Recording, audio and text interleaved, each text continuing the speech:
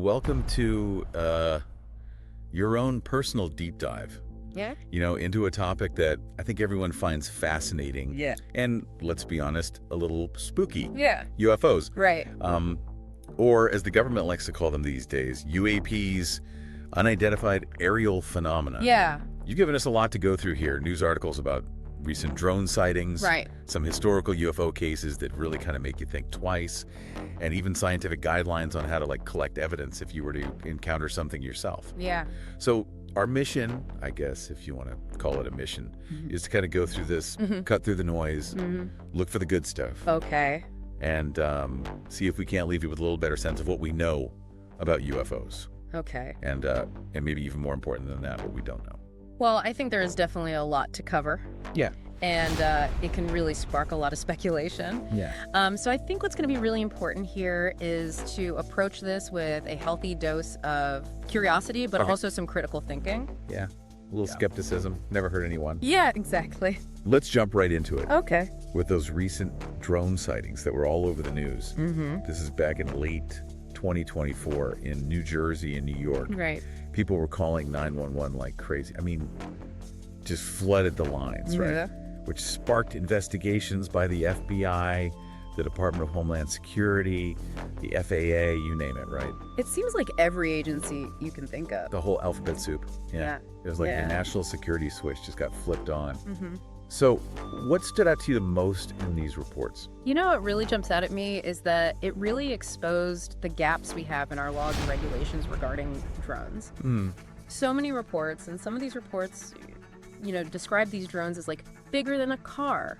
And they were saying that they were capable of, really long flights and even evading radar. Oh, that's a little creepy. Right. That's getting into some serious technology. Yeah. So it raises a lot of questions about, who is operating these things and what are they trying to do? And the thing that I think really made everyone kind of sit up and pay attention was that they actually had to close Stewart Airfield. Yeah. North of New York City. I mean, that's a major transportation hub. Right. They don't shut that place down for nothing. No. The White House even held a press briefing on this. Right. So they're saying there's no evidence of a direct threat, but they're also acknowledging that some of these sightings could be legitimate. Right. They're not denying it. No, and I think that ambiguity is just fueling a lot of public curiosity. Oh, absolutely. It's like dangling a carrot, Right. Okay, so we have this situation where there's a lot of concern, and there's even talk of giving authorities more power to deal with these unidentified drones, but that's where it gets a little tricky, because during all of this, Senator Rand Paul actually blocked a bill that would have fast-tracked giving authorities that power to shoot down drones if they were deemed suspicious. Right, so he's concerned about government overreach. Yeah, and rightfully so. Right. I mean, we don't want to erode individual rights and privacy. So we're in this really tough spot where we have to think about national security. Yeah. But we also have to be careful about not giving the government too much power. Exactly. How do we balance those two things? It's tough. Yeah. I don't envy the folks who have to figure that out. Me neither. But I think all of this just highlights something. What's that? Drones are becoming more and more common. We see them everywhere, and the technology is just advancing so quickly. Yeah. It feels like we're playing catch-up sometimes. Right. It's always one step ahead. And it makes you wonder about the intentions behind them too, right? Definitely. Because it's not just about kids flying their toys anymore, is it? No, not at all. And it makes you think about how this whole thing echoes some of the anxieties people have had about UFOs for years. That's a great point. That fear of the unknown, something entering our airspace that we don't understand. Yeah, the idea that something might be out there that we can't control. It's been a theme for a long time, hasn't it? Oh, definitely. And these drone incidents with all the unanswered questions really tap into that, don't they? Yeah, they definitely do. So maybe it's not just about the technology itself, but what it represents. I think you're onto something. This sense of vulnerability. Exactly. Makes you think about how people felt way back when, long before drones, when they saw things in the sky they couldn't explain. Absolutely. I mean, speaking of which, yeah, you've got some pretty fascinating historical accounts of UFO sightings in our material. Oh yeah, some really interesting cases. Events that still haven't been fully explained even today. That's right. So why don't we take a little trip back in time? Okay, I like it. See what we can learn. Let's do it. I'm really intrigued by that 1967 sighting in Devon. Oh yeah, that was a classic. Even with all the information we have now, There's just no clear explanation for what people saw. And that's the thing that gets me. Even with all the advances we've made in science and all the data we have available, some of these sightings still resist a simple explanation. It's like they're saying, nope, not this time. Right, like there are still gaps in our knowledge. Right. And maybe even things that we just don't understand yet. So that begs the question, if we can't identify it, does that automatically make it extraterrestrial? That's the big question, isn't it? I mean, isn't it more likely that there's a natural explanation? It probably is. But we just haven't figured it out yet. Right, and it's important not to jump to conclusions. You know, just because we can't identify something definitively doesn't mean it's aliens. Of course not.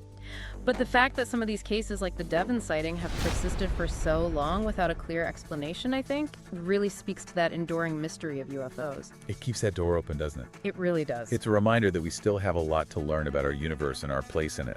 Exactly. Okay, so let's move on to another case that caught my eye. Okay, which one? The 1976 Tehran UFO incident. Oh, yeah, that one's interesting. This one is really interesting. It is. Iranian Air Force jets, they lose their instrumentation and communications when they try to approach a UFO.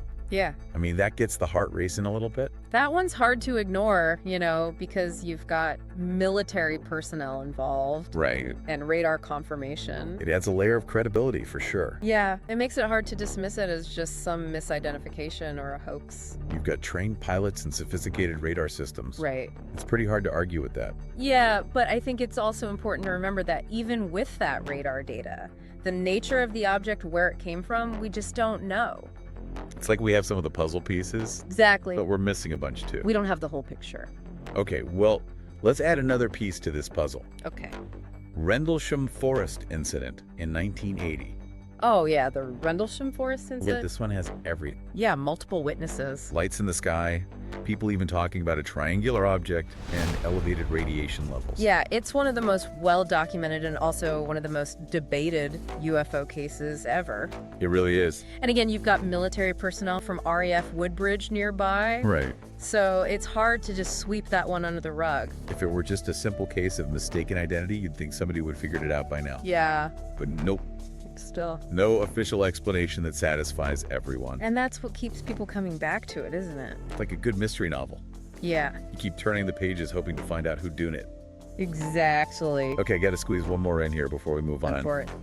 The Night of the UFOs in Brazil in 1986. Oh, yeah, that one is wild. It's like something out of a movie. It is. Fighter jets scrambling, radar contacts all over the place, pilots describing these objects doing things that just seem impossible. Yeah, defying physics. It's really incredible. It really is. And what I find so fascinating about that one is that it reinforces how global these sightings are. Oh, yeah. Brazil, England, the United States, they're happening everywhere. All over the world. Spanning decades. Yeah, and the descriptions are so similar. Right. And the lack of explanations is also kind of a constant theme. It's like these events are all saying, hey, we're out here. Right. And we're not going away. Yeah. But are we listening the right way? That's a good question. Are we asking the right questions? Are we looking in the right places? For every unexplained sighting, there are probably dozens, maybe hundreds that turn out to be something perfectly normal, right? You're probably right about that. So how do we know which ones to take seriously? That's where that healthy skepticism comes in, doesn't it? Yeah. And you know, speaking of skepticism, you included this CIA document from 1966. Oh, yeah, right. And it talks about how the Air Force investigated a ton of these UFO sightings, and they found that a lot of them were just misidentified objects. Okay, like what? Like weather balloons? Weather balloons, really? Satellites, reflections, even constellations. Constellations. Yeah. You're telling me people mistook stars for alien spacecraft? Happens more often than you might think. Seriously? Yeah. Wow. Our brains are always looking for patterns, you know? Right. Trying to make sense of things. We like to connect the dots. Exactly. And so when we see something unfamiliar, especially at night, our imaginations can run wild. So sometimes the most extraordinary explanations are actually the least likely. Yeah, sometimes the simplest answer is the right one. Okay, so how do we make sure that we're not letting our imaginations get the best of us? Well, I think it comes down to critical analysis. Right. And a really careful approach to evidence collection. Yeah. We have to be detectives, not just dreamers. I like that. Detectives, not dreamers. Yeah. Okay, so let's put on our detective hats Okay. and see what we can uncover Sounds like a plan. in the next part of our deep dive. All right, let's do it. Detectives, not just dreamers. I like that. It's a good motto, right? It is. So, remember when we were talking about those drone sightings in New Jersey? Mm-hmm. And some witnesses were describing these things as like bigger than a car? Yeah. You included an article about this guy, Mick West. Oh, yeah, Mick West. He's like a UFO skeptic. Yeah, he's kind of famous for debunking UFO sightings. He's got a pretty interesting background, too. Yeah, he's a software developer. Right, so he really knows how to analyze data. Yeah. What did he find out about those New Jersey sightings? Well, he took a look at the videos Okay. and the flight data, and you know what he found? What? Some of those sightings that people thought were drones. Yeah. They were actually airplanes. Airplanes? Yeah.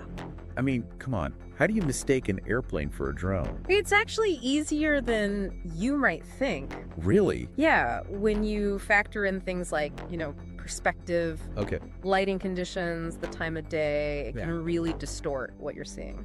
So it's another good reminder that just because we see something doesn't mean it's what we think it is. Yeah, especially when it comes to UFO sightings. Right. We need more than just eyewitness accounts. Exactly. We need that data to back it up. Radar readings, flight hope so. records, Weather reports, all that stuff. astronomical charts. Yeah, It's like trying to solve a giant cosmic Sudoku puzzle. that's a great way to put it. You mentioned touch DNA earlier Yeah, and how even that kind of evidence can be misinterpreted. yeah, Can you talk a little more about that? sure. Because I think some people might be wondering what DNA has to do with UFOs. Right, so think of it this way. Just like a contaminated DNA sample at a crime scene can lead investigators in the wrong direction, a misidentified object or phenomenon in the sky can lead to a lot of false beliefs about UFOs or aliens. That's a good point. And touch DNA is particularly tricky because it often involves very small amounts of genetic material. Yeah, so it's easier to contaminate Exactly. or misinterpret. And that can lead to incorrect conclusions. So even when we think we're dealing with hard science, Yeah. there's still room for error. Oh, absolutely. Human error, bias, even just seeing what we want to see. Yeah, our brains can be pretty good at playing tricks on us. They can. It's a good reminder that certainty is often hard to come by, especially when we're dealing with evidence that's complex and potentially ambiguous. Makes you wonder about all those stories we hear about alien abductions. Yeah, that's a whole other level of complexity, isn't it? And we've been talking about UFOs for decades, We have. and we still haven't found that one piece of undeniable proof. The smoking gun? Right. That we're not alone in the universe. It's true. Despite all our scientific advancements, the universe is still largely a mystery. It really is. It's kind of humbling. Yeah, it's like we're just starting to dip our toes in the water. It's like we're standing on the shore of an infinite ocean. That's a beautiful way to put it. And the more we learn, Yeah. the more we realize how much more there is to discover. It makes you think, doesn't it? It does. What if, and let's just say for the sake of argument, Yep. that there are these advanced alien civilizations out there. Okay. Would our current ways of trying to find them, You mean like our telescopes and satellites? all that stuff, yeah, would it even be enough to detect them? Wow, that's a really good question. Because what if their technology is so advanced Yeah. that it's completely beyond anything we can understand? It's like asking a fish to understand air. Exactly. What if they've figured out how to use forms of energy or communication that we haven't even dreamed of? So they could be right here and we would have no idea. It's possible. That's kind of creepy, but also kind of cool. It's both, isn't it?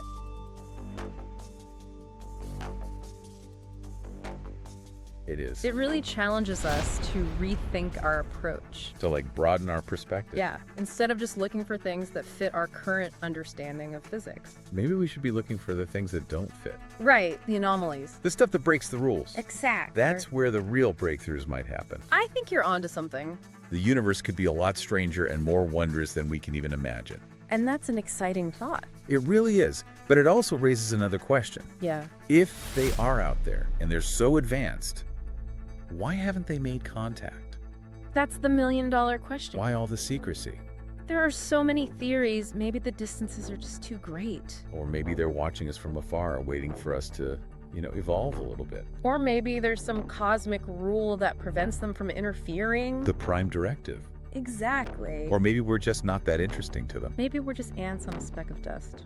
Wow. It's a humbling thought, isn't it? Yeah, it puts things in perspective. It reminds us to approach this whole thing with a sense of humility. And wonder. Yeah. But there's one more thing I want to touch on. Okay. We've talked about the sightings, misidentifications, all that stuff. Forensic science. But what about the people who claim to have had a much closer encounter? You mean alien abductions? That's where things get really interesting. It's like the next level of the UFO mystery. Yeah, we're moving from lights in the sky to potential drones to actual encounters. That's a whole different ballgame. It is, and those accounts, they raise questions that go beyond science and technology. It gets into psychology. Yeah, and the nature of belief itself. All right. So, are you ready to go there? Yeah, let's dive into the world of alien abductions. This is where things get really interesting, right? It really is. It's like we're moving from just seeing lights in the sky to those potential drone incidents to like actual encounters with these beings. It's definitely a whole other level. It is, and it's it's the kind of thing that really makes you think. Well, I mean, seeing a strange light in the sky, that's one thing. Right. But saying that you were taken aboard a spaceship, Yeah. that's a whole other story. That's a whole different ballgame. Yeah, you included some historical accounts where people describe things like missing time, finding weird marks on their bodies, Right. having these incredibly vivid dreams, or even what they think are repressed memories of these events. It's tough to wrap your head around. It really is. Yeah. So where do we even begin to try to make sense of this? I think it's easy to just dismiss these stories as fantasy Right. or, maybe even signs of mental illness. Yeah. But I think what's important to remember is that for the people who have these experiences, Yeah. they feel very real and they're often very frightening. I mean, just imagine waking up and you have no memory of what happened for several hours. And you just feel like something happened. Yeah, and you don't know what it was. That would be terrifying. That would mess with your head. Absolutely. And I think, it's important to approach these accounts with sensitivity and respect, Absolutely. even if we don't personally believe them. Right. There could be a lot of psychological or neurological factors at play here. So are you saying that even though these experiences feel real to the person having them, they might not actually be happening in the way that we understand reality? It's definitely a possibility. Okay. For example, Yeah. some of these abduction accounts have similarities with sleep paralysis. Oh, interesting. Have you ever heard of that? I have. Isn't that where you basically can't move or speak when you're falling asleep or waking up? That's it. And it can be really scary I bet. because you often have hallucinations and this feeling of dread. So if your brain is in that state Yeah. and it's conjuring up these images, Yeah. it might feel like you're being held down or experimented on. Exactly. Even though it's just your mind playing tricks on you. It's like a waking nightmare. Our brains are powerful. They really are. They can create these incredibly convincing experiences. Right, even if they have nothing to do with what's actually happening around us. Right. Okay, so that could explain some of these cases. Yeah. But what about the ones that go beyond that? You know, the ones where there's like physical evidence or multiple witnesses Yeah. or details that just seem impossible to explain away. Those are the ones that really make you think. What do we do with those? I don't know that there's a simple answer. I think it's probably a combination of things. Like what?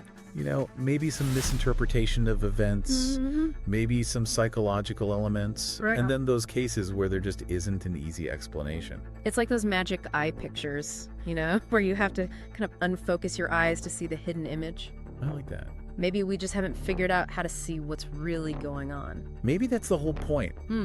Maybe the universe is trying to tell us to broaden our perspective. To think outside the box. Yeah. Well, we've gone through a lot. We have. Drone sightings, historical UFO cases, Misidentification. alien abductions, The whole gamut. and I feel like we've just scratched the surface. It's true. But the more we learn, The more we realize how much we don't know. but I think that's what makes it so exciting. It does, doesn't it? It's like we've been handed this puzzle box full of these crazy pieces, but there's no instruction manual. You just have to figure it out. We have to keep searching for those connections, asking questions, Absolutely. and being open to the possibility that the answers might be a lot weirder than we think. I think that's a great way to put it. So, to everyone listening out there, Yeah.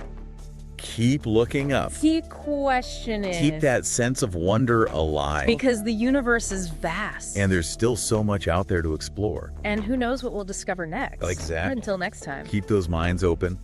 And those imaginations fired up.